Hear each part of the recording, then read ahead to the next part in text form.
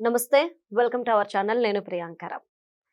ఇమాన్యుయల్ పాపం 4th ప్లేస్‌కొచ్చి eliminate అయిన వ్యక్తి. కానీ ఆయన సెకండ్ ప్లేస్‌లో గాని, థర్డ్ ప్లేస్‌లో గాని ఉంటాడు అని ప్రతి ఒక్కరు కూడా ఎక్స్‌పెక్ట్ చేశారు. అట్‌లీస్ట్ ఆయనకి సూట్ కేస్ కూడా రాలేదు అని బాధపడేటోళ్ళు చాలా మంది ఉన్నారు. ఈ నేపథ్యంలో ఇమాన్యుయల్‌కి సంబంధించి ఒక చర్చ నడుస్తుంది. విన్నర్ కంటే ఎక్కువ రెమ్యూనరేషన్ తీసుకున్న వ్యక్తి ఎవరైనా ఉన్నారు అంటే అది ఇమాన్యుయల్ మాత్రమే అని. సో ఇది ఎంతవరకు వాస్తవం అనేది తెలుసుకుందాం. మనతో మాట్లాడడానికి సీనియర్ జర్నలిస్ట్ సిఎస్ రావు గారు ఉన్నారు. ఆయన అడుగుదాం. నమస్కారం సార్. నమస్తే. సరే, ఇమాన్యుయల్ విషయంలో అందరూ చాలా అంటే చాలా డిసప్పాయింట్గా ఉన్నారు. ఇది ఈజీగా అర్థమైపోతుంది. ఈ నేపథ్యంలో చాలా మంది అంటుంది ఏంటంటే, ఎవరైతే విన్నర్ ఉన్నారు అంటే కళ్యాణ్ పడాల్ ఉన్నాడో తనకంటే ఎక్కువ రెమ్యూనరేషన్ తీసుకున్నది ఇమాన్యుయల్ మాత్రమే, తనుజ కూడా తీసుకోలేదు అని చెప్పేసి కొంతమంది అంటున్నారు. నిజమేనా?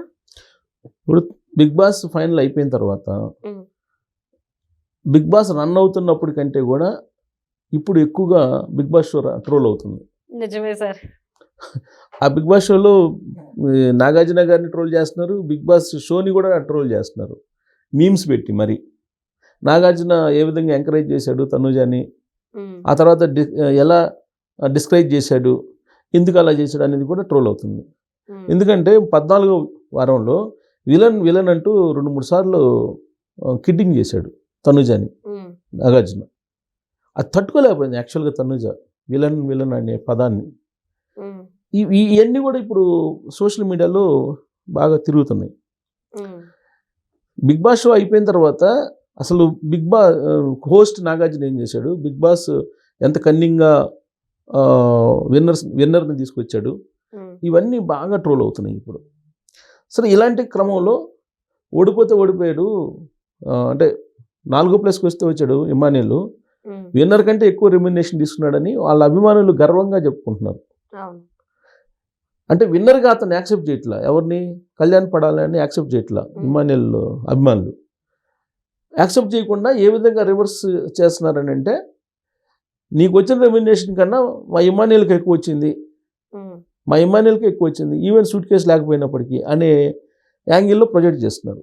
ఎందుకనంటే ఇమాన్యుయల్ ఆల్రెడీ బిగ్ బాస్ రావడానికి ముందుగానే అతను జబర్దస్త్ షోలో తనకంటూ ఒక ప్రత్యేకమైనటువంటి గుర్తింపుని తెచ్చుకున్నాడు. అతను ఆల్రెడీ సెలబ్రిటీ, కమెడియన్. సో ఆ కమెడియను ప్లస్ జబర్దస్త్ షోలో మంచి జబర్దస్త్ ఫేమ్ కదా. బిగ్ బాస్ షోకి రేటింగ్కి రావడానికి ప్రధానమైనటువంటి కారకుల్లో ఇద్దరిని చెప్పుకుంటే ఆ ఇద్దరిలో ఒకళ్ళు ఇమాన్యుయల్, నెక్స్ట్ తనుజ. లేదంటే ఆ షోకి అసలు కామన్ మెన్స్ని తీసుకొచ్చి పెడితే షోకి ఎవరు అట్రాక్ట్ కారు కదా. ప్లస్ భుజస్కంధాల మీద, తన భుజాల మీద 3వ వారం నుంచి ఆ షోని దాదాపు 7-8 షోల వరకు నడుపుకొచ్చాడు. ఎవరు? ఇమాన్యుయల్. ఇది చూసే వాళ్ళందరికీ తెలుసు. 3 సార్లు ఏమో కెప్టెన్ అయ్యాడు, టాస్క్లో అద్భుతంగా ఆడాడు. అక్కడ ఉండేటువంటి అందరితోటి కూడా ఇతను ఫ్రెండ్షిప్గా ఉంటూ అందరికీ ఆమోదయోగ్యమైనటువంటి కంటెస్టెంట్గా నెట్టుకొచ్చాడు చివరి దాకా. కానీ చివరిలో బోల్తా పడిపోయాడు. దానికి కారణం ఏంటి?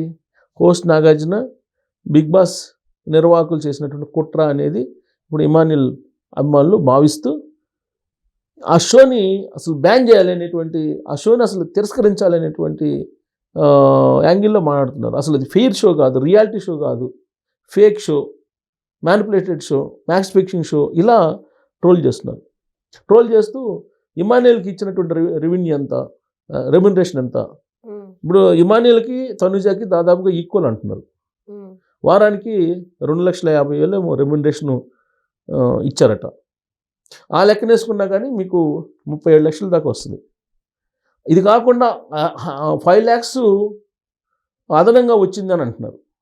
అంటే టోటల్గా 40+ 40 లక్షలకు పైగా ఇమాన్యుయల్కు ఈ షో ద్వారా వచ్చింది అంటున్నారు. మరి విన్నర్కి ఏమొచ్చింది? విన్నర్కి 30 లక్షలు ఏమి ఇచ్చారు, అంతే కదా. ఒక కారు ఇచ్చినట్టున్నారు, తర్వాత ఇంకొక 5 లక్షలు ఏదో ఒక గిఫ్ట్ ఇచ్చినట్టున్నారు. సో ఇమాన్యుయల్కి అంతకన్నా ఎక్కువ వచ్చింది అని వీళ్ళు చెప్తున్నారు.